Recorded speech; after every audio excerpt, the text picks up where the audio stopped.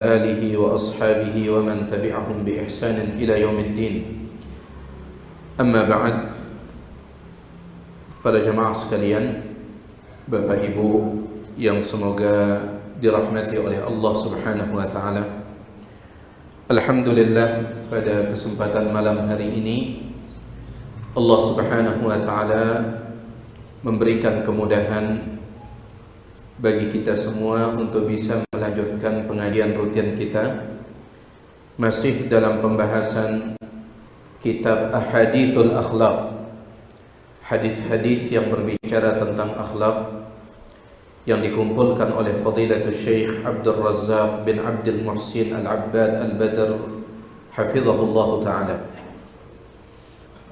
Dan malam hari ini kita masuk dalam pembahasan hadis-hadis yang berkaitan tentang hukukul jar, berkaitan tentang hak-hak tetangga. Dan tentunya pembahasan tentang hukukul jar, hak-hak tetangga, adalah pembahasan yang sudah sering kita dengarkan dibahas oleh ustadz-ustadz kita. Maka mudah-mudahan apa yang kita bicarakan malam hari ini menambah pemahaman kita dan bisa semakin mendorong kita untuk memperhatikan hak-hak tetangga-tetangga kita. Para jamaah sekalian, Bapak Ibu rahimani wa rahimakumullah, tetangga dalam bahasa Arab itu disebut dengan sebutan jar, ya. Tetangga dalam bahasa Arab disebut dengan sebutan jarun. Kenapa? Karena dari segi bahasa, jar itu artinya alladzi yujawiruka, orang yang mendampingi kita, orang yang mendampingi atau berdampingan dengan kita, ya. Makanya tetangga itu disebut jar. Karena dari segi bahasa Arab, jar itu artinya orang yang mendampingi kita. Oleh karena itu terkadang istri itu juga disebut dengan jaratun. Kata Al-Imam Ibnu Faris dalam kitab beliau Mujmalul Lughah, wa jaratuka imra'atuka. Jar antum dari kalangan wanita itu istri antum, karena dia yang mendampingi kita, ya. Baik. Ini dari segi bahasa. Sedangkan pengertian tetangga dari segi istilah, maka sangat banyak sekali pendapat para ulama tentang apa yang dimaksud dengan tetangga dari segi istilah. Pendapat yang paling masyhur bahwasanya tetangga itu adalah 40 rumah dari depan rumah kita, 40 rumah dari belakang rumah kita, 40 rumah dari sebelah kanan rumah kita, dan 40 rumah dari sebelah kiri rumah kita. Sehingga apabila ditotalkan, yang masuk dalam kategori tetangga itu 160 rumah. Dan ini pendapat yang masyhur yang dipegang oleh banyak para ulama, ya, di antaranya diriwayatkan dari Aisyah radhiyallahu anha, juga diriwayatkan dari Ka'ab bin Malik radhiyallahu anhu, diriwayatkan dari tabi'in yang mulia Al-Hasan Al-Basri, diriwayatkan juga dari tabi'in yang mulia Al-Auza'i, diriwayatkan dari Muhammad bin Shihab Az-Zuhri, dan ini pendapatnya Imam Syafi'i diikuti oleh Imam Ahmad, sebagaimana disebutkan oleh Ibnu Hajar dalam Fathul Bari, bahwasanya yang dimaksud dengan tetangga itu 40 rumah dari semua arah rumah kita, arah depan, arah belakang, arah kanan, arah kiri. Sehingga jika ditotalkan 160 rumah, semuanya itu adalah tetangga yang perlu kita perhatikan hak-hak mereka, meskipun tentunya hak mereka berbeda-beda, ya. Ini pendapat banyak para ulama. Sebagian ulama berpendapat seperti Al-Imam Abu Yusuf, salah seorang murid senior dari Al-Imam Abu Hanifah. Al-Imam Abu Yusuf mengatakan yang namanya tetangga adalah kita dan dia merupakan jamaah di masjid yang sama. Ya. Kita dan dia itu satu kampung, kemudian kita dan dia itu berjamaah di masjid yang sama. Antum ingat dua menurut Imam Abu Yusuf itu syaratnya. Pertama, satu kampung, satu tempat tinggal, kemudian yang kedua kita berjamaah di masjid yang sama. Di masjid yang sama. Maka semua yang tinggal di satu kampung kemudian berjamaah di masjid yang sama, semuanya kata Imam Abu Yusuf jiran, semuanya itu tetangga. Berapapun jumlahnya. Ya. Misalkan di Masjid Al-Irsyad ini, ya, banyak di antara antum tinggal di sekitar sini. Kemudian antum semuanya sholat di sini. Maka antum semuanya ini adalah tetangga menurut Al-Imam Abu Yusuf. Bagaimana kalau seandainya masjidnya kecil? Satu kampung tetapi dua masjid kecil. Kata beliau, semua mereka ini dihitung tetangga kalau masjidnya kecil. Tetapi kalau seandainya satu kampung kemudian dua masjid yang sama-sama besar, dua masjid yang sama-sama besar, maka yang dianggap sebagai tetangga hanyalah yang berjamaah di masjid ini, maka mereka tetanggaan. Sedangkan yang berjemaah di masjid ini mereka tetanggaan sesama yang di sini saja. Bisa antum pahami? Ya. Misalkan ini ada dua masjid besar di satu kampung, dua masjid besar di satu kampung. Sebagiannya itu sering sholat di sini, sebagiannya sering sholat di sini. Maka yang sering sholat di masjid ini mereka tetangga, tetapi mereka saja. Sedangkan yang sering sholat di sini mereka juga dihitung tetangga, sesama mereka saja. Intinya, menurut sebagian ulama, yang dianggap sebagai tetangga itu adalah yang tinggal di satu tempat kemudian menjadi jamaah di masjid yang sama. Dan ada pendapat-pendapat yang lain, tapi wallahu ta'ala a'la wa a'lam, pendapat yang sepertinya lebih mendekati kebenaran yang disebutkan oleh sebagian ulama, tetangga menurut istilah itu dikembalikan kepada al-urf, pandangan masyarakat setempat. Dan ini yang disebutkan oleh Al-Imam Ibnu Qudamah dalam Al-Mughni, kemudian juga disebutkan oleh Al-Mardawi dalam kitabnya Al-Insaf. Begitu pula disebutkan oleh Al-Alusi dalam tafsirnya, dikuatkan oleh Syekh Ibn Utsaimin, Syekh Albani dan yang lainnya, bahwa tetangga itu menurut istilah yurja'u ilal urfi, dikembalikan kepada pandangan masyarakat. Mana yang dianggap sebagai tetangga oleh masyarakat itu sudah tetangga. Iya. Mungkin kalau kita, ya, rumah yang ke-40, misalkan di sini rumah kita, di sini 1, 2, 3, 4, yang ke-40 kita anggap tetangga atau tidak?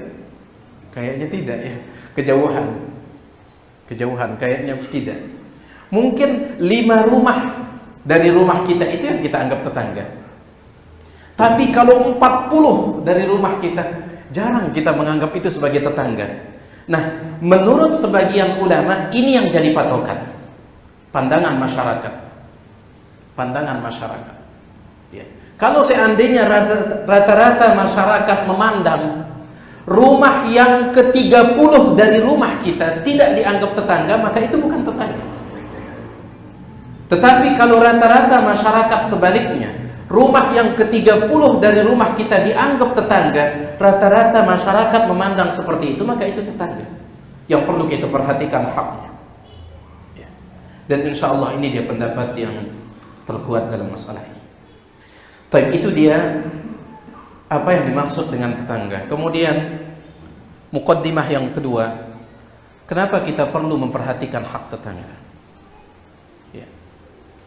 Ada banyak alasan, tetapi yang sebutkan sebagiannya saja. Yang pertama, karena memperhatikan hak tetangga itu merupakan wasiat dari Allah Subhanahu wa taala yang Allah titipkan kepada malaikat Jibril untuk disampaikan kepada Nabi Muhammad sallallahu alaihi wasallam.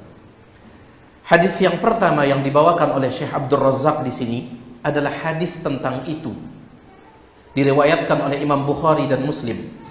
Aisyah radhiyallahu taala anha berkata, Nabi sallallahu alaihi wasallam bersabda, mazala terus menerus, tidak henti-henti, Jibrilu yusini bil jar, malaikat Jibril berwasiat kepadaku tentang hak tetangga, hatta zanantu annahu sayuwarrithuhu, sampai aku menyangka jangan-jangan Jibril ini akan memasukkan tetangga ke dalam daftar ahli waris. Ya, hadis sahih riwayat Bukhari Muslim. Dalam hadis ini jemaah sekalian, setidaknya ada 3 sisi yang menunjukkan betapa besarnya hak tetangga dalam hadis ini. Sisi yang pertama, memperhatikan hak tetangga itu merupakan wasiat yang terus-menerus diulang-ulang oleh Jibril. Dalam hadis ini dikatakan mazal dalam bahasa Arab, kata Syekh Abdul Razak, yufidu at-taqarrur. Kata-kata mazal itu menunjukkan berulang-ulang. Ya, makanya diterjemahkan mazal itu artinya terus-menerus, tidak henti-henti. Ini menunjukkan ini perkara penting. Perkara yang penting, kita akan terus berulang-ulang mengingatkan orang tentangnya. Contoh misalkan perkara yang paling penting dalam agama adalah tauhid. Makanya antum lihat para ulama kita, para ustadz kita terus-menerus membahas masalah tauhid. Kenapa? Karena dia perkara penting. Nah, ini yang sisi yang pertama yang menunjukkan betapa besarnya hak tetangga melalui hadis ini. Nabi SAW mengatakan mazala, terus-menerus, tidak henti-henti, senantiasa, Jibrilu yusini bil jar, malaikat Jibril berwasiat kepadaku tentang hak tetangga. Sisi yang kedua dari hadis ini yang menunjukkan betapa besarnya hak tetangga, yang diwasiatkan di sini untuk memperhatikan hak tetangga siapa? Nabi Muhammad SAW, orang yang paling baik akhlaknya. Orang yang paling baik akhlaknya tetap terus-menerus diwasiatkan tentang hak tetangga. Yang seandainya beliau tidak diwasiatkan, beliau akan memperhatikan hak tetangga. Kenapa? Karena beliau manusia terbaik akhlaknya. Sebelum beliau diangkat menjadi nabi dan rasul, akhlak beliau terkenal. Itu yang membuat Khadijah jatuh cinta kepada beliau. Akhlak Nabi SAW. Padahal itu belum beliau berkenalan dengan malaikat Jibril, belum jadi nabi, belum jadi rasul, belum kenalan dengan malaikat Jibril. Tetapi akhlak beliau di kota Mekah itu ma'ruf. Orang yang akhlaknya paling hebat, dia yang terus-menerus diwasiatkan oleh Jibril. Menunjukkan besarnya pentingnya hak tetangga. Ya. Kemudian yang ketiga, sisi yang ketiga, Nabi SAW sampai menganggap tetangga itu akan menjadi ahli waris. Padahal kita tahu yang namanya ahli waris itu, orang itu ditetapkan sebagai ahli waris itu harus dengan dalil. Ahli waris itu tidak bisa kita gunakan kias, akal-akalan di dalamnya. Oh, kalau dia dapat warisan, maka sepertinya ini juga berhak dapat warisan. Sepertinya itu nggak boleh dalam menetapkan ahli waris. Untuk menetapkan seseorang, antum ahli waris atau bukan, untuk menetapkannya itu harus ada dalil. Nggak bisa kita main kias, main logika, nggak bisa. Ya, nggak bisa. Masalah ahli waris ini. Makanya ketika Abu Bakar As-Siddiq ditanya, berapa warisan yang didapatkan seorang nenek dari harta cucunya yang meninggal dunia? Kalau tidak ada yang menghalanginya, berapa warisan yang didapatkan seorang nenek? Apa kata Abu Bakar? Nenek itu jatahnya tidak disebutkan dalam Al-Quran. Dan saya pribadi belum pernah mendengar Nabi SAW menyebutkan jatahnya. Maka tidak ada jatah nenek. Tidak disebutkan dalam Al-Quran. Dan saya pribadi belum pernah mendengar Rasul menyebutkan. Maka nenek tidak dapat jatah. Tiba-tiba ada seorang sahabat mengatakan, wahai khalifah, karena pada saat itu Abu Bakar jadi khalifah, saya pernah mendengar Nabi SAW mengatakan, walil jaddati sudus, seorang nenek dapat 1/6. Kata Abu Bakar, ada tidak selain engkau yang mendengarnya? Maka sahabat yang lain angkat tangan, saya juga mendengar. Kata Abu Bakar, kalau begitu seorang nenek dapat 1/6. Menunjukkan Untuk menetapkan orang jadi ahli waris itu harus ada dalil. Nabi SAW mengatakan, sampai saya menyangka jangan-jangan tetangga itu akan dimasukkan ke dalam daftar ahli waris, menunjukkan besar haknya. Jadi ini kenapa kita harus perhatikan hak tetangga. Ini wasiat dari Allah Subhanahu wa taala yang Allah titipkan kepada malaikat Jibril untuk disampaikan kepada Rasul Muhammad sallallahu alaihi wasallam. Kemudian yang kedua, jamaah sekalian, kenapa kita harus perhatikan hak tetangga sebelum kita baca hadis-hadis yang ada dalam kitab ini?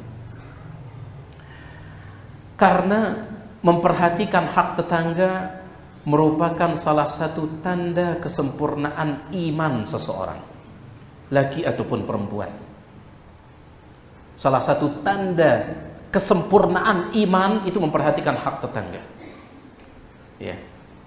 Sebagaimana hadis riwayat Bukhari Muslim, Nabi SAW bersabda, "Man kana yu'minu billahi wal yawmil akhir falyukrim jarahu." Siapa yang betul-betul beriman kepada Allah dan hari akhir, maka hendaklah dia muliakan tetangganya.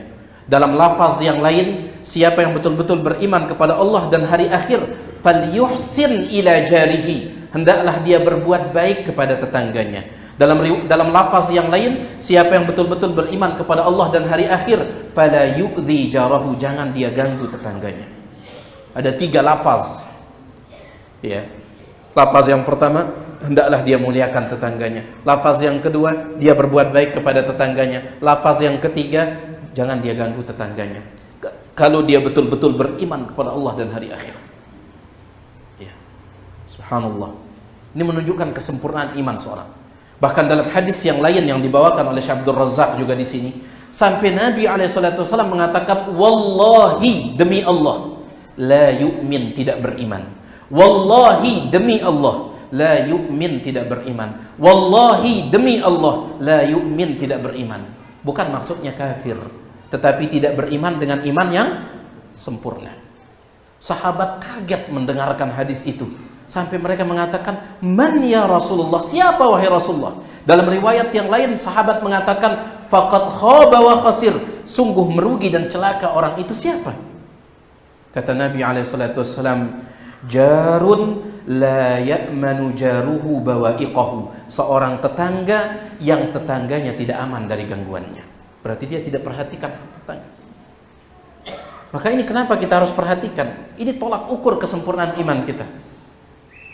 Kemudian juga jemaah sekalian, alasan yang ketiga, kenapa kita harus perhatikan hak tetangga?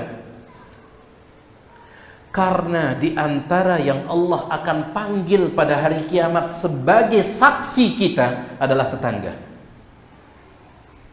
Kalau seandainya seseorang itu dalam sebuah hadis minimal 3 orang tetangganya, dalam riwayat yang lain 4 orang tetangganya bersaksi di hadapan Allah bahwa dulu dia di dunia adalah orang yang baik, maka Allah akan terima persaksian mereka.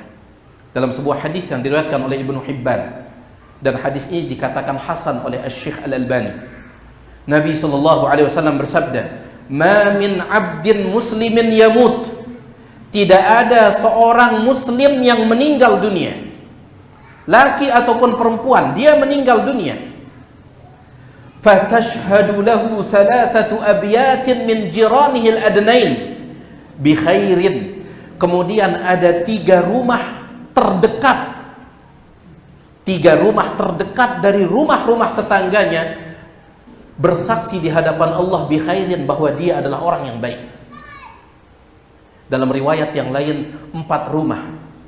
Ya, 4 rumah. Sepertinya itu yang dikuatkan oleh banyak para ulama, 4 rumah. Kenapa? Karena yang namanya tetangga itu ke depan, ke belakang, ke kanan, ke kiri. Kalau 3 saja, yang satunya belum. Makanya dalam riwayat yang lain, 4 abyat min jiranihil adnain. Tidaklah seseorang itu meninggal dunia, kemudian 4 rumah al-adnain yang terdekat, min jiranihi, dari tetangganya. Kenapa yang disebutkan terdekat? Karena yang paling tahu tentang dia adalah yang paling dekat itu. Harusnya. Ya. Tapi di zaman kita ini, saking jauhnya manusia dari hak tetangga, kadang sekian tahun tinggal berdampingan, dia tidak tahu tentang tetangganya, tidak kenal. Ini di zaman dulu. 4 rumah saja yang terdekat dari tetangganya itu mempersaksikan dia sebagai orang yang baik di hadapan Allah. Illa qala Allahu azza wa jalla, kecuali Allah akan berkata, qad qabiltu syahadatakum alaih, sesungguhnya aku telah menerima persaksian kalian atas orang itu. Ya. Dan masih banyak lagi alasan yang lain kenapa kita harus perhatikan hak tetangga, masih banyak lagi. Minimal ini jemaah sekalian. Ya. Sekali lagi, wasiat Allah itu. Kemudian yang kedua, itu tanda kesempurnaan iman. Yang ketiga, tetangga termasuk yang akan menjadi saksi, ya, di hadapan Allah Subhanahu wa taala tentang diri kita. Kemudian para jemaah sekalian,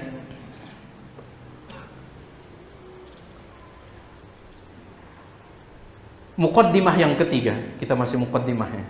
Muqaddimah yang pertama tentang apa yang dimaksud tetangga.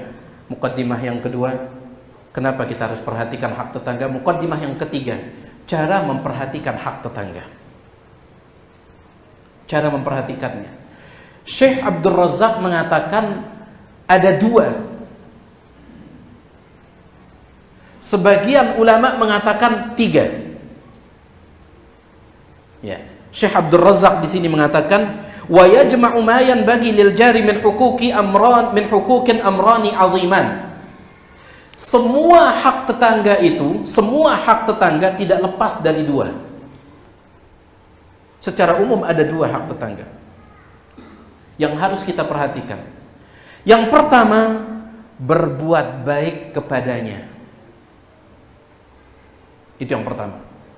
Sedangkan yang kedua, tidak mengganggunya, tidak berbuat buruk kepadanya. Secara umum berbuat baik kepadanya. Yang kedua apa? Tidak berbuat buruk kepadanya. Berbuat baik ini apa? Banyak perinciannya. Berbuat buruk ini apa? Banyak perinciannya. Tetapi secara umum hak tetangga itu, kata Syekh Abdul Razak hafizahullah ta'ala, dikumpulkan oleh 2 poin ini. Yang pertama, berbuat baik kepada tetangga. Berbuat baik, ya,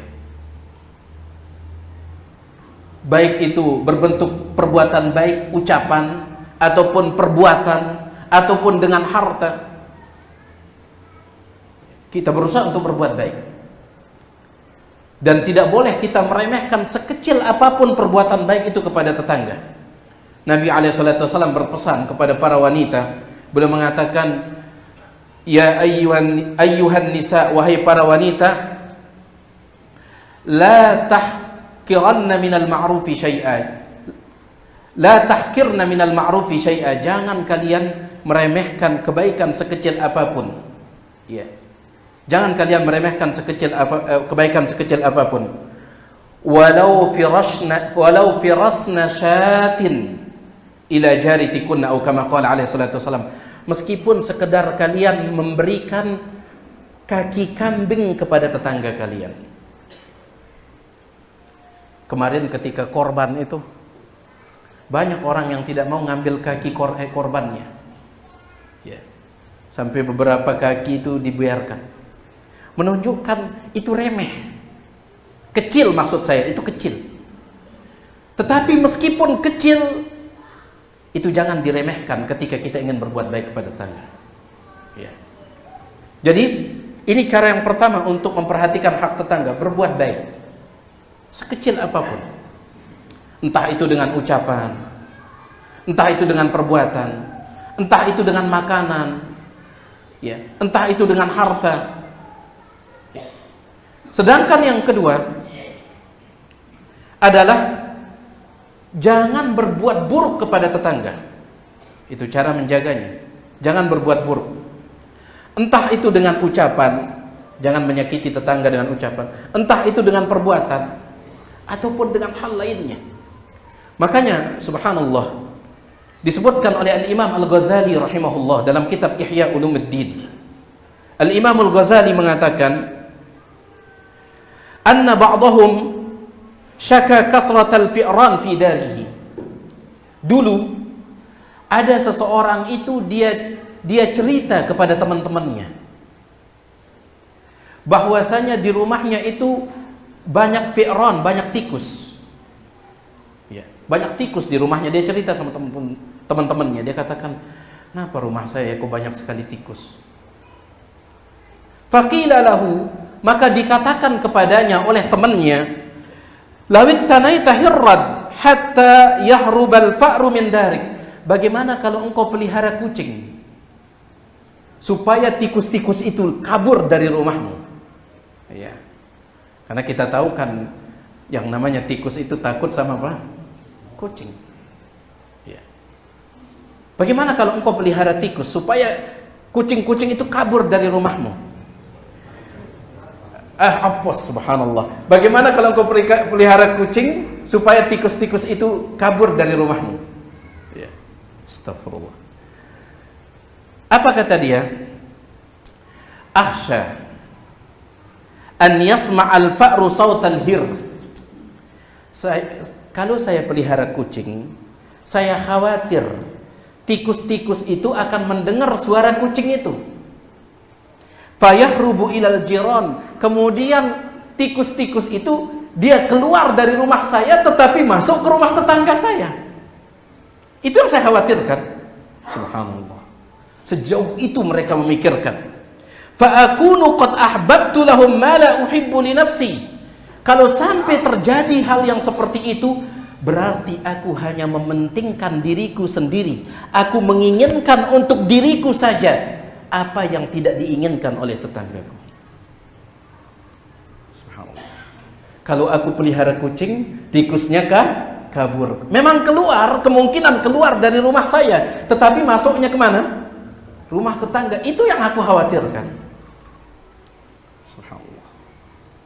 Sampai sekecil itu mereka tidak ingin berbuat buruk, ya, menyakiti tetangga mereka.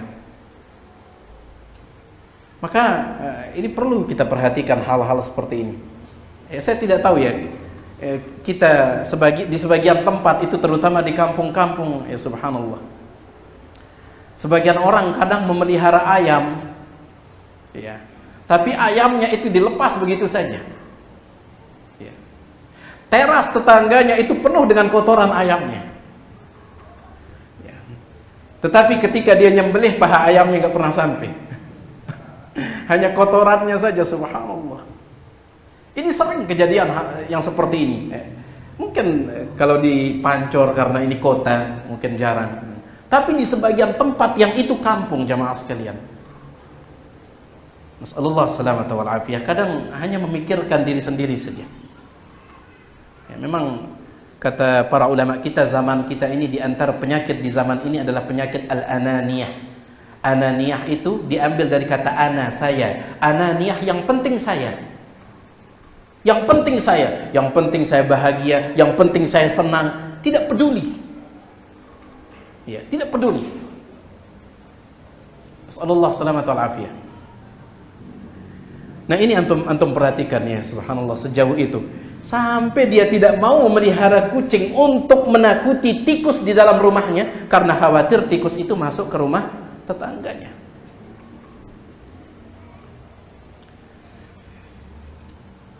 Nah, ini jemaah sekalian, dua kesimpulan dari hak tetangga itu menurut Syekh Abdul Razak. Yang pertama apa? Berbuat baik.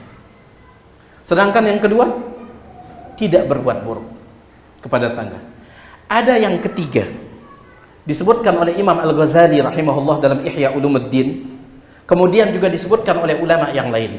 Dan nanti saya akan jelaskan kepada antum kenapa Syekh Abdul Razak tidak menyebut yang ketiga ini. Yang ketiga adalah ihtimalul adza minal jar. Menurut sebagian ulama, adalah di antara hak tetangga, menurut sebagian ulama, adalah kita bersabar dari gangguan tetangga itu. Paham antum? Kalau yang tadi, kita jangan ganggu dia, jangan ganggu dia, kitanya jangan ganggu dia. Ya, sampai di sana yang disebut oleh Syekh Abdul Razak, berbuat baik itu yang pertama. Yang kedua, jangan ganggu tetangga, jangan sakiti tetangga, jangan berbuat buruk kepada tetangga, itu yang kedua. Sedangkan yang ketiga yang disebutkan oleh sebagian ulama, yang ketiga adalah kalau tetangga itu yang berbuat buruk kepada kita, maka kita bersabar menghadapi perbuatan buruknya. Ya. Bisa untuk membedakannya yang kedua dengan yang ketiga? Kalau justru tetangga itu yang berbuat buruk kepada kita, kita harus bersabar atau kita dituntut untuk bersabar. Seperti disebutkan oleh Al-Imam Az-Zahabi dalam kitab Al-Kabair, ya, dalam beberapa manuskripnya, tentang Al-Imam Muhammad Ibnul Munkadir, mohon maaf, Al-Imam Sahal bin Abdullah At-Tustari rahimahullah. Sahal bin Abdullah At-Tustari rahimahullah, disebutkan oleh Az-Zahabi dalam kitab Al-Kabair. Sahal bin Abdullah At-Tustari ini pernah kita sampaikan ke antum. Beliau itu tinggal di rumah susun. Yang tinggal di rumah itu bukan hanya beliau saja, tapi banyak orang. Ya, kalau kita di zaman ini apartemen lah ya. Kalau dulu rumah susun. Kebetulan Al-Imam Sahal bin Abdullah At-Tustari itu beliau tinggal di lantai bawah. Di atas beliau itu adalah orang Majusi, penyembah api. Ternyata kanif itu WC. Ya. WC-nya orang Majusi di dalam rumahnya itu, WC-nya itu bolong, WC-nya tembus ke bawah. Ke rumahnya siapa? Ke rumahnya Imam Sahal bin Abdullah At-Tustari. Jadi kotoran Majusi ini, ketika dia qada hajat, kotoran besar atau kecilnya itu netes ke rumah ini, ke bawah netes, bahkan jatuh. Ya. Maka Imam Sahal bin Abdullah At-Tustari, beliau setiap hari memasang ember di sana, tiap hari. Kemudian beliau akan membuang kotoran yang sudah masuk ke ember itu, beliau buang di tengah malam supaya tidak dilihat oleh orang. Buang dia malam. Subhanallah. Beliau buang setiap di tengah malam. Setelah bertahun-tahun, pada saat itu Imam Sahal bin Abdullah At-Tustari rahimahullah sakit parah. Maka beliau berusaha bangun, padahal sudah lemah beliau, berusaha bangun. Naik beliau ke tetangga beliau ini, yang beragama apa? Majusi. Beliau ketuk pintunya, tutup. Setelah dibukakan pintu, beliau mengatakan, ayo ikut ke rumah saya. Ikut ke rumah saya. Saya minta sama antum, tolong ikut ke rumah saya. Maka Majusi ini pun ikut. Ketika masuk, maka Majusi ini melihat ada ember kemudian menetes, ya, dari kanipnya itu, WC-nya itu. Dia mengatakan, "Mahadza, apa ini?" Maka Imam Sahal bin Abdullah At-Tustari mengatakan, "Mohon maaf, ini adalah ini adalah WC-mu yang bocor dan selalu jatuh kotoran dari WC-mu itu jatuh ke tempat saya. Tapi saya tampung pakai ember. Setiap tengah malam saya keluar membuangnya." Ya. Kemudian Majusi itu mengatakan, "Bukankah kita sudah bertetangga bersekian tahun?" Ya. Kata beliau, "Iya, sekian tahun kita bertetangga. Dan selama itu engkau tidak komplain. Selama itu engkau tidak komplain, tidak protes." Kata beliau, "Demi Allah, seandainya saya tidak khawatir mati gara-gara penyakit yang sekarang ini, saya tidak akan naik komplain. Saya tidak akan naik memberitahukanmu. Kenapa sekarang saya justru naik? Kenapa? Karena saya khawatir saya akan mati, kemudian nanti rumah saya ini ditempati oleh orang lain yang orang itu tidak sabar dengan keadaan ini sehingga membuat kalian bertengkar." Paham antum ini? Saya khawatir nanti ketika saya meninggal dunia, justru orang akan menempati tempat saya ini. Dan orang itu tidak sabar dengan keadaan ini, akhirnya kalian pun bertengkar. Seandainya bukan karena khawatir akan mati gara-gara penyakit ini, ya, maka saya tidak akan naik. Saya akan bersabar. Maka Majusi itu mengatakan, "Sekian tahun kita bertetangga dan engkau tidak pernah protes, padahal engkau berhak untuk protes." Ya. Maka Majusi itu mengatakan, "Mudda yadak, tolong ulurkan tanganmu." Maka diulurkan, dijabat oleh Majusi itu, asyhadu an la ilaha illallah, asyhadu anna Muhammadar Rasulullah. Ini orang-orang hebat jemaah sekalian. Orang-orang hebat. Ya. Makanya dulu ketika orang jual rumah itu, orang dulu ketika mereka jual rumah, yang mereka hargai itu bukan hanya rumahnya, tetapi yang mereka hargai juga siapa yang jadi tetangganya. Paham antum? Ya, disebutkan ada salah seorang tetangganya sahabat yang mulia, Sa'ad bin Abi Waqqas radhiyallahu anhu. Sa'ad bin Abi Waqqas sahabat Nabi alaihi salatu wasallam. Sahabat Nabi alaihi salatu wasallam, dan kita tahu bagaimana akhlaknya para sahabat. Baik. Tetangganya Sa'ad bin Abi Waqqas ini dia harus pindah rumah. Maka dia pun, bahasa kita sekarang, membuat iklan, dijual rumah dengan harga pada saat itu harganya 10.000 dirham. 10.000 dirham itu rumahnya. Baik. Akhirnya ada pembeli. Ketika pembeli itu datang ke rumahnya, berapa engkau jual rumahmu? 10.000 dirham, kata laki-laki tersebut. Kata si pembeli, si calon pembeli, dia mengatakan deal. Setelah deal 10.000 dirham, apa kata Sa'ad bin Abi Waqqas?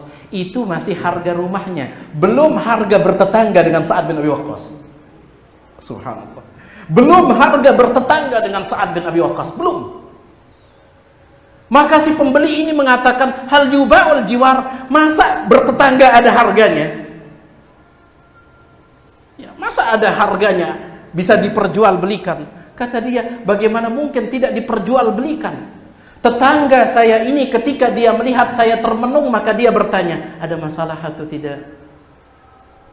Ya, ketika dia melihat saya duduk, idza qa'adtu sa'alani, apabila saya duduk ngelamun begini, langsung dia dekati, ada masalah tidak? Kenapa engkau duduk merenung? Jangan-jangan ada masalah. Tetangga luar biasa. Ketika dia mendengarkan kabar saya dapat musibah, langsung dia turun tangan.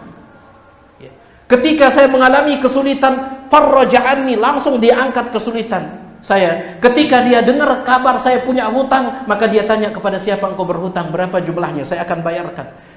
Bagaimana mungkin bertetangga seperti ini tidak dijual? Itu kata dia. Paham antum? Ngeri, luar biasa, memang luar biasa mereka dahulu. Ya. Di zaman kita ini terbalik, kita jual rumah karena sudah tidak tahan. Di zaman kita ini, kalau dulu bertetangga itu ada harganya, sekarang bahkan rumahnya itu dijual mahal. Kenapa? Bertetangga dengan orang hebat. Sekarang rumahnya dilelang murah. Kenapa? Gak kuat. Gak kuat. Nas'alullah salamata wal afiyah. Ya. Taib. Kenapa Syekh Abdul Razak tidak memasukkan ini di dalam hak, cara menjaga hak tetangga? Kenapa beliau hanya menyebut berbuat baik kepada tetangga? Yang kedua apa? Tidak mengganggu tetangga. Karena yang dua ini yang wajib. Yang dua ini yang wajib. Adapun yang ketiga ini hanyalah keutamaan saja. Keutamaan. Artinya apa? Berhak bagi kita. Kita punya hak untuk protes terhadap keburukan tetangga ini. Kita punya hak. Kan yang ketiga ini bersabar atas keburukan tetangga, bersabar. Ini tidak wajib, kita berhak untuk protes. Saya akan bacakan antum dalilnya. Dibawakan oleh Syekh Abdul Razak hafizahullah taala. An Abi Hurairah radhiyallahu anhu qala, dari Abu Hurairah radhiyallahu anhu dia berkata, qala rajulun, ada seorang laki-laki berkata kepada Nabi alaihi salatu wasallam, ya Rasulullah, wahai Rasulullah, inna li jaran yu'dhini, wahai Rasulullah, sesungguhnya saya punya tetangga, dia selalu menyakiti saya. Dia ngelapor kepada Rasul alaihi salatu wasallam, saya punya tetangga, dia selalu menyakiti saya, mengganggu saya, berbuat buruk kepada saya. Nabi alaihi salatu wasallam mengatakan, intalik fa akhrij mata'aka ila tariq, pulanglah, keluarkan semua perabotan rumahmu itu, kemudian letakkan di jalan. Pulang. Kemudian keluarkan semua perabotan rumahmu, lemari, ranjang, piring, panci, keluarkan, letakkan di jalan. Letakkan di jalan. Baik. Nabi tidak mengatakan wajib engkau bersabar, tidak. Tapi belum mengatakan pulanglah, keluarkan semua perabotan rumahmu. Maka laki-laki itu fantalaqa, dia pun pulang, fa akhraja mata'ahu, dia keluarkan semua perabotan rumahnya. Fajtama'an nasu alaih, maka orang-orang pun berkumpul. Kenapa kok perabotanmu engkau keluarkan? Kenapa ranjang, lemari, piring, panci semuanya engkau keluarkan? Faqalu ma sya'nuk, ada apa ini? Qala li jarun yu'dhini, saya sudah tidak tahan gara-gara tetangga saya ini. Ini solusi dari Nabi SAW. Ya. Saya sudah tidak tahan, tetangga saya selalu menyakiti saya. Baik. Kemudian apa kata orang-orang? Faja'alu yaqulun, orang-orang pun mengatakan Allahumma al'anhu, Allahumma akhzihi, ya Allah laknat tetangganya, ya Allah hinakan tetangganya. Ini semua orang yang lewat, yang melihat perabotannya, mendoakan buruk untuk si tetangga itu. Ya. Fabalaghahu, maka berita tentang doa buruk itu sampai ke tetangganya tersebut. Sampai. Fa'atahu, maka tetangganya pun datang. Faqal, kemudian mengatakan irji' ila manzilik, masuklah, bawa perabotanmu ke dalam, masuk. Fa wallahi, demi Allah, la u'dzika, aku tidak akan pernah lagi menyakitimu. Jadi lihat, justru Nabi memberikan saran, bikin dia jerah, bikin dia ini. Kenapa Syekh Abdul Razak tidak memasukkan poin yang ketiga di dalam cara menjaga hak tetangga? Karena ini tidak wajib yang ketiganya, bersabar atas gangguan tetangga. Ya, dia sering puter nyetel musik besar-besar, akhirnya antum, istri, anak tidak bisa tidur. Boleh tidak antum komplain? Boleh. Ya, baik, boleh kita komplain. Ini dulu apa yang bisa kita sampaikan. Mudah-mudahan yang sedikit ini bermanfaat. Wallahu ta'ala a'la wa alam. Kalau ada yang antum ingin tanyakan, yang persilahkan.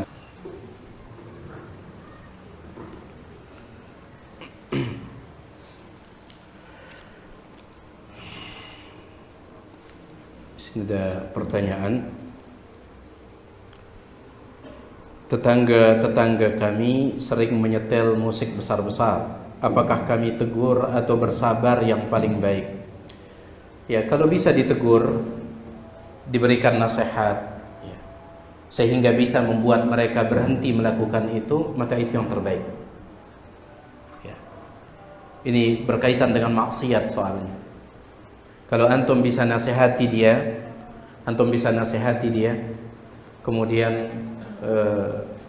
dengan nasihat itu dia pun berhenti melakukan itu, maka insya Allah ini yang terbaik. Karena dia sedang melakukan apa? Maksiat. Beda dengan yang majusi tadi, itu dia tidak tahu. Ya. Kalau yang ini dia tahu rumahnya itu bertetangga dengan orang-orang, kemudian melakukan itu, ini maksiat. Maka kita berusaha menyelamatkan saudara kita dari perbuatan dosa. Nabi SAW bersabda, unsur akhaka zaliman aw mazluman, tolonglah saudaramu zaliman ketika dia berbuat zalim, aw mazluman, atau ketika dia dizalimi. Sahabat heran mendengar hadis ini. Ya Rasulullah, ansuruhu mazluman wa kaifa ansuruhu zaliman? Ya Rasulullah, kalau seandainya dia terzalimi kemudian saya tolong, itu wajar. Tapi bagaimana cara saya menolong dia ketika dia berbuat zalim? Bagaimana caranya? Kata Nabi SAW, takuffuhu an zulmihi, engkau tahan dia dari kezalimannya itu, cegah dia dari kezalimannya, cegah dia dari kemaksiatan. Kalau bisa, ya. Tapi kalau seandainya sudah dinasihati dan tidak ini, maka bersabar. Wallahu ta'ala a'lam.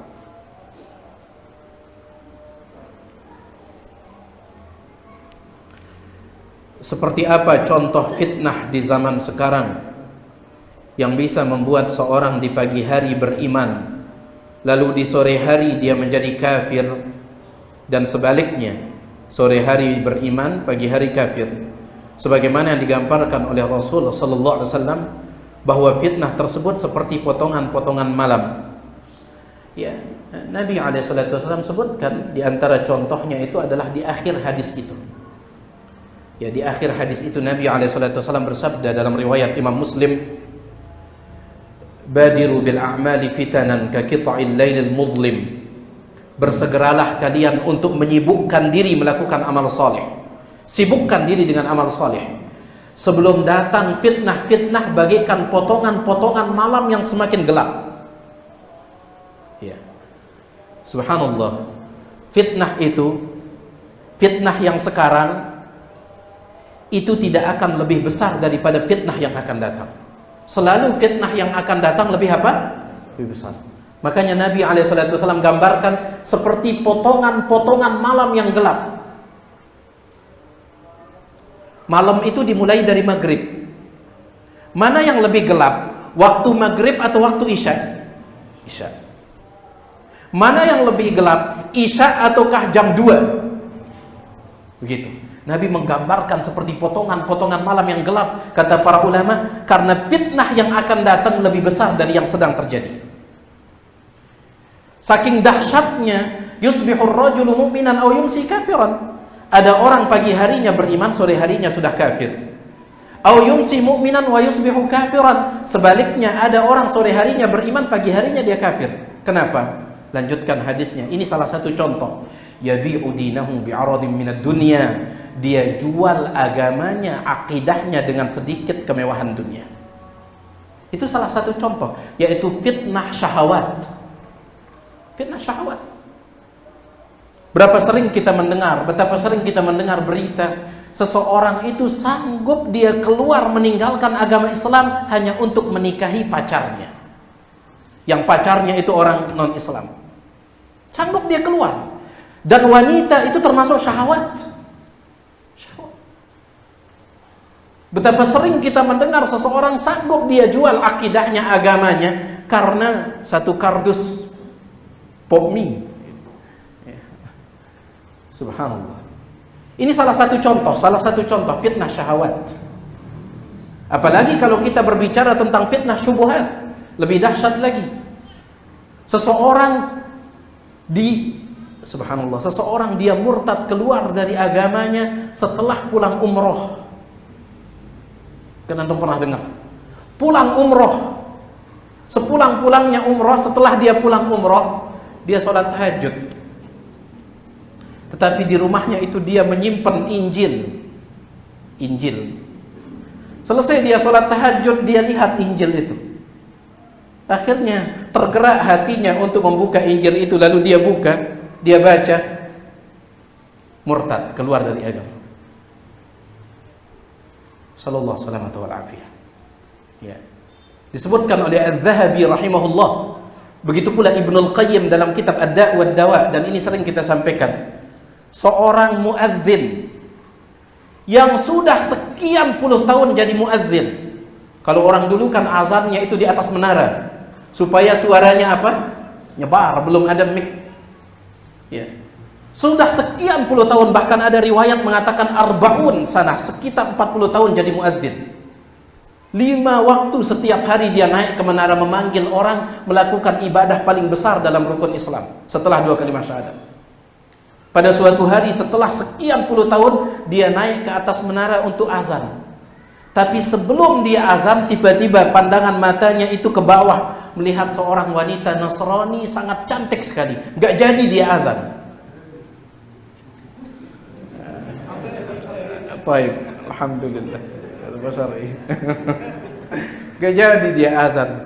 Akhirnya dia pun turun. Dia gak peduli orang sholat atau tidak, turun. Dan dia mengatakan, saya ingin menikah denganmu langsung. Perempuan itu mengatakan, lan atazawwaja minka hatta tatanassar. Aku tidak akan mungkin menikah denganmu sampai engkau ikuti agamaku, agama Nasrani. Kata laki-laki tersebut langsung saat itu, idzan atanassar, kalau begitu saya ikuti agamamu. Iya, murtad. Kemudian terjadi pernikahan. Di malam pertama, sebelum mereka melakukan hubungan suami istri, maka si laki-laki ini dia melihat atap rumahnya rusak. Maka dia katakan kepada istrinya, tunggu sebentar, saya ingin perbaiki. Dia pun naik ke atas atap rumahnya, dia naik, Kemudian ketika sudah berada di atas, tiba-tiba kakinya tergelincir, dia pun jatuh dan mati. Kata Ibnul Qayyim, surga dunia dia tidak dapat, apalagi surga akhirat. Jadi subhanallah, nasallallahu salamata wal afiyah. Makanya ihdinas siratal mustaqim itu menjadi doa wajib minimal 5 kali, 17 kali sehari semalam. Ya.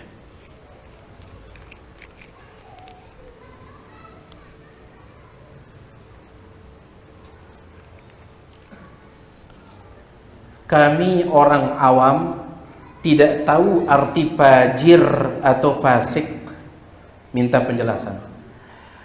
Fajir atau fasik, ya fasik itu artinya diambil dari kata fasaqa. Fasaqa itu artinya kharaja, keluar. Ya. Fasaqa itu artinya kharaja, keluar. Orang yang fasik itu kenapa disebut fasik? Karena dia keluar dari ketaatan kepada Allah. Ya. Makanya melakukan dosa dan maksiat itu, dosa itu Allah sebut dengan sebutan kefasikan. Ya, kefasikan, dan orang yang melakukannya itu disebut fasik, ya, disebut fasik. Tetapi itu umum, ya, keluar dari ketaatan kepada Allah itu kefasikan. Adapun fajir yaitu kejahatan, ya, orang yang melakukan kejahatan mirip-mirip dia fajir dengan fasik, ya. Sama juga dengan mujrim.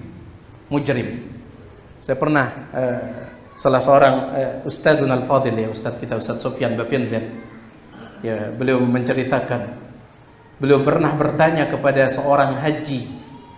Beliau katakan, Pak Tuan, Pak Haji, siapa nama antum? Maka beliau mengatakan, nama saya Haji Mujrim. Mujrim itu artinya penjahat. Ya. Kenapa? Ini ketika beliau menceritakan di sebagian tempat itu, sebagian tempat, kalau ingin memberikan anaknya nama itu, dia pejamkan matanya, lalu dia buka mushaf, kata apapun yang tertutup itu sudah. Dia menyangka semua kata di dalam Al-Quran itu menunjukkan baik. Bagaimana kalau seandainya yang tertutup itu jahannam, dan yang lebih parah kalau yang tertutup itu illa iblis. Ngeri, ya, di sebagian tempat. Nasallallahu salamata wal afiyah. Itu arti fajr. Bagaimana hukumnya kajian sore sebelum berbuka bersama di masjid pada hari Asyura atau puasa Arafah yang sebelumnya tidak pernah diadakan kajian rutin sore? Insya Allah tidak masalah. Insya Allah tidak masalah. Ya. Sama seperti ini memanfaatkan situasi namanya. Memanfaatkan situasi. Ya mungkin orang, apalagi kalau ada buka bersama di tempat itu, ya, dia ingin meraih pahala memberikan orang berbuka supaya banyak yang datang, maka diadakan kajian, dan orang-orang itu supaya lebih pagi datangnya. InsyaAllah tidak masalah, ya. Sama seperti disebutkan oleh sebagian asatidah kita, meskipun kita tidak menafikan ada perbedaan pandangan, yaitu kajian ketika tarawih itu, ya. Selama tidak diyakini kajian itu bagian dari tarawih, dan saya rasa tidak ada yang meyakini itu. Maksud saya, tidak ada yang meyakini tarawih kita tidak sempurna kalau tidak kajian. Kalau ada keyakinan seperti itu, ini yang tidak boleh. Tetapi kalau memanfaatkan situasi, tarawih itu kan banyak orang, akhirnya dimanfaatkan, berikan satu hadis, satu ayat, insya Allah tidak masalah. Insya Allah tidak masalah. Ya. Wallahu ta'ala a'la wa a'lam.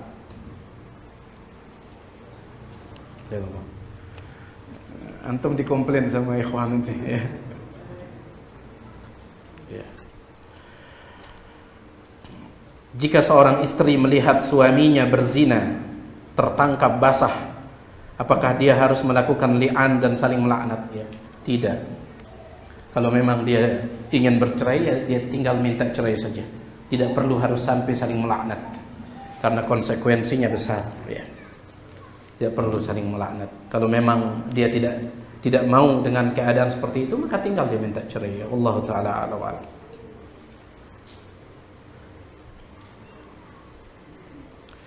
Apakah sudah cukup dikatakan berbuat baik kepada tetangga? Saya hanya mendatanginya ketika ada yang ingin saya berikan.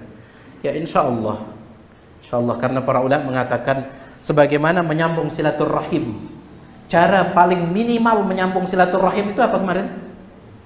Mengucapkan salam. Ya, minimal mengucapkan salam.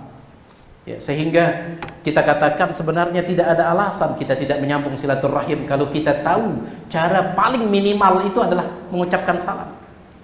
Ya, misalkan keluarga antum di pulau luar, di Jawa, Sumatera, tinggal antum telepon, Assalamualaikum, Waalaikumsalam warahmatullahi wabarakatuh. Setelah itu antum matikan. Kata para ulama, itu ukuran minimal. Itu ukuran minimal. Baik. Jadi ada ukur standar minimal ya. Antum datang memberikan dia hadiah.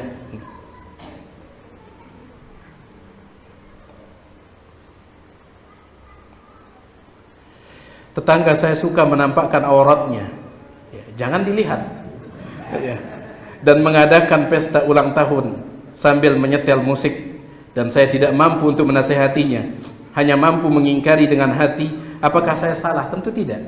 Nabi SAW mengatakan, man ra'a minkum munkaran falyughayyir biyadihi. Siapa yang melihat kemungkaran, kalau bisa dia ingkari dengan tangan, silahkan. Ini bagi yang punya kekuasaan. Faman lam yastati' fa bilisanihi. Kalau tidak mampu dengan apa? Lisan, nasihat. Fa in lam yastati', kalau tidak mampu juga dengan lisan, fa biqalbihi. Maka dengan hatinya. Wa dzalika adhaful iman. Dia benci dengan hatinya, dia ingkari dengan hatinya. Yang salah adalah kalau seandainya antum ikut menghentakkan kaki dengan suara musik itu. Suara musiknya dangdut, kemudian antum ikut gini. Ini yang salah. Tapi selama ada pengingkaran, sudah tidak bisa menasihati dengan lisan, ada pengingkaran dalam hati, insya Allah masih ada jalan. Ya. Wallahu taala a'lam wa a'lam. Di sini ada pertanyaan sudah kedung ditanyakan. Mohon izin bertanya, apa hukum membeli dan menjual kupon dengan harga 10.000 berhadiah mobil Alphard? Kuponnya 10.000, hadiahnya luar biasa. Teman ini sudah kita kasih tahu bahwa itu hukumnya judi, tapi dia tetap pagah. Barakallahu fiik. Kita tidak diharuskan menjadikan orang menerima nasihat. Ya. Jangankan kita, sekelas para nabi dan para rasul, tugas mereka apa? Sekedar menyampaikan, wa ma 'alal rasuli illal balagul mubin. Illal balagul mubin. Tidak ada kewajiban seorang rasul illal balag, kecuali menyampaikan. Al-mubin, dengan penyampaian yang nyata. Kata para ulama, apa yang dimaksud penyampaian yang nyata? Penyampaian yang didasari oleh dalil. Penyampaian yang didasari oleh dalil.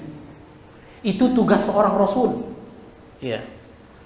Lasta alaihim bimusaytir. Engkau tidak kami jadikan menguasai mereka. Kata ulama tafsir, memaksa mereka. Jadi ini kita harus tanamkan dalam hati kita. Kita tanam, ya kita sedih saudara kita tidak mau. Ya. Tanamkan ini jemaah sekalian. Kita ini tugas sekedar apa? Menyampaikan. Supaya apa? Supaya ketika orang itu menerima, kita tidak sombong.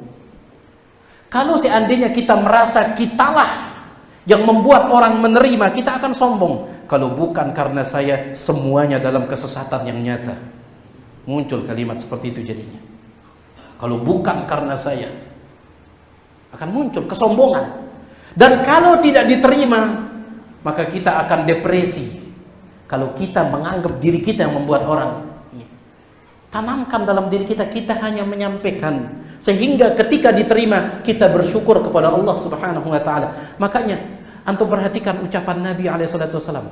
Ketika Nabi SAW punya tetangga orang Yahudi di kota Madinah. Seorang pemuda Yahudi sering membantu Nabi SAW. Pemuda, sering. Suatu ketika pemuda ini dia sakit. Nabi pun datang ke rumahnya menjenguknya.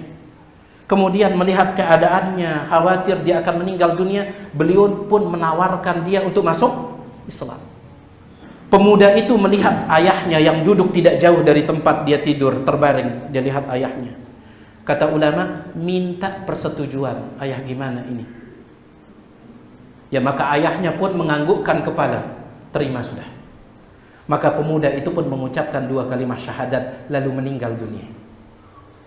Nabi SAW berdiri dari tempat beliau duduk, kemudian tepat di pintu pemuda tersebut, di pintu rumahnya. Perhatikan ucapan Nabi SAW. Alhamdulillahi, segala puji bagi Allah, alladzi anqadhahu, yang telah menyelamatkannya, bi, melalui perantaraku. Siapa yang menyelamatkan pemuda itu? Allah. Yang dikembalikan, bi, melalui perantaraku, minan nar, dari api neraka. Itu Rasul alaihissalam. Jangan semuanya kembalikan, kalau bukan karena saya, kalau bukan. Baik. Jadi kalau memang dia pagah, ya sudah.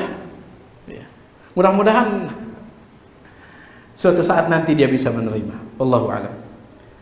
Apa keutamaan bulan haram di bulan Muharram ini adalah puasa Tasu'a dan puasa Asyura saja, atau seluruh harinya selama sebulan penuh?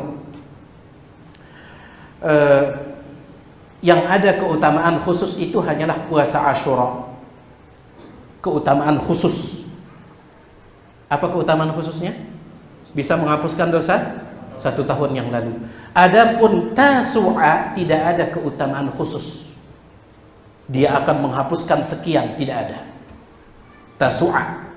Tetapi dianjurkan melakukannya karena Nabi SAW pernah bercita-cita untuk melakukannya. Cuman tidak kesampaian karena beliau lebih dulu meninggal dunia. Ini antum harus pahami. Supaya apa? Supaya jangan ketukar. Sebagian orang puasa Tasu'a tanggal 9, Asyuranya tidak. Berarti tidak dapat keutamaan dihapuskan 1 tahun yang lalu. Kalau tanggal 9 saja. Tanggal 10-nya tidak. Bagaimana kalau sebaliknya? Tanggal 9-nya tidak, tetapi 10-nya dia lakukan. Maka insya Allah kalau diterima puasanya, itu akan menghapuskan dosa 1 tahun yang lalu. Ya. Dan jumhur ulama mengatakan tidak dimakruhkan kalau dia puasa 1 hari saja, yaitu hari Asyura. Itu intinya. Tanggal 10 itu intinya. Itu yang punya keutamaan khusus ya. Yang punya keutamaan khusus. Adapun Tasu'anya, maka itu dianjurkan karena mengikuti Nabi SAW. Satu lagi, bolehkah menegur tetangga yang terkadang melempar burung di sawahnya dengan menggunakan batu dan batunya mengenai rumah? Ya ditegur. Kasihan rumah antum. Ya setiap hari harus renovasi genteng. Ya, ditegur. Kasihan. Ya. Kalau antum bersabar ya dengan tembakan-tembakan batu itu, ya silahkan, hak antum. Tetapi kasihan. Nanti mudaratnya ternyata tembus gentengnya, kena anak, kena, ditegur.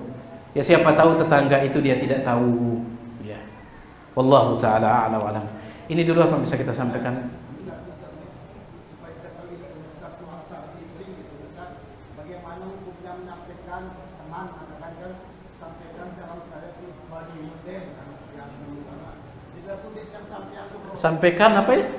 sampaikan salam saya di Bali Muden.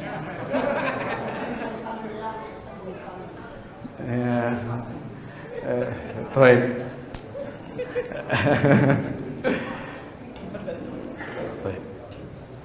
Kalau akan muncul fitnah, jangan. Dalam kitab beliau Al-Imam Abul Wafa Ibnu Aqil, dalam kitab beliau Fusulul Adab, ya. Al-Imam Abul Wafa Ibnu Aqil ini salah seorang ulama yang dikatakan pernah menulis kitab terbesar sepanjang sejarah, sebanyak 800 jilid.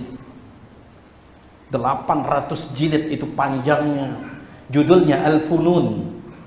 Tetapi tidak dicetak darinya kecuali hanya 2 jilid.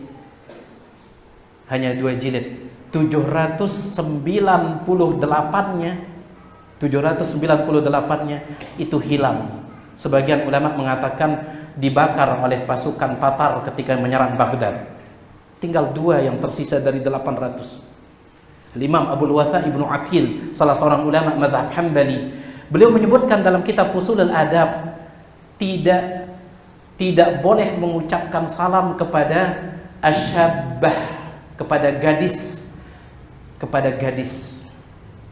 Ini kalau kita berpapasan seorang ikhwan, seorang akhwat berpapasan, diam-diam saja. Diam-diam saja. Ya. Tetapi kalau ajuz kepada perempuan yang papuk-papuk boleh kata beliau. Kenapa? Karena yang syabah yang gadis ini fitnahnya besar. Fitnahnya besar. Syekh Saleh Fauzan beliau mengatakan yang lebih tepat adalah, kata Syekh Saleh Fauzan, tidak boleh mengucapkan salam kepada seorang wanita yang dikhawatirkan akan muncul fitnah dari itu. Meskipun dia bebalu, bukan gadis. Ya. Makanya kalau dikhawatirkan akan ini, ya, akan jadi fitnah nanti, dia nggak usah. Ya, antum suruh saja dia datang ke wali dari janda tersebut untuk ini. Ya. Mohon maaf ibu-ibu ya, ini pertanyaan dari Paduka yang mulia. Ya, kita cukupkan sampai di sini. Mohon maaf atas segala kurangan. Subhanakallahumma wa bihamdika asyhadu an la ilaha illa anta astaghfiruka wa atubu ilaik. Wassalamualaikum warahmatullahi wabarakatuh.